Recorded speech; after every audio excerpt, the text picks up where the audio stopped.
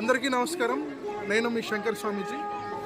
ఈరోజు మనం మధ్యప్రదేశ్లోని అమరకంఠేశ్వర స్వామి యొక్క అమరకంటక్ నర్మదా నది ఉద్భవ స్థానమైనటువంటి అమరకంటక్లో ఉన్నాం.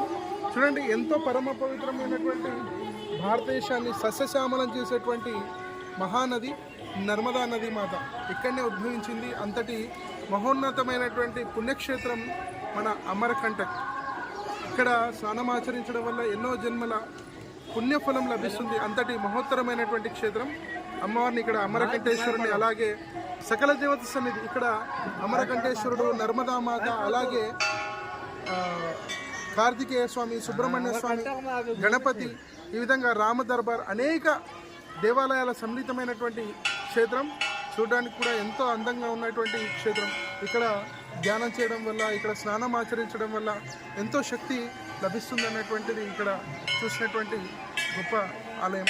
కాబట్టి మీరు తప్పకుండా మరెప్పుడైనా మధ్యప్రదేశ్ని సందర్శించడానికి వస్తే తప్పకుండా నర్మదా నది జన్మస్థానమైనటువంటి అమరకంటక్ పుణ్యక్షేత్రాన్ని తప్పకుండా సందర్శించగలని మనస్ఫూర్తిగా కోరుతున్నాను. ఇక్కడ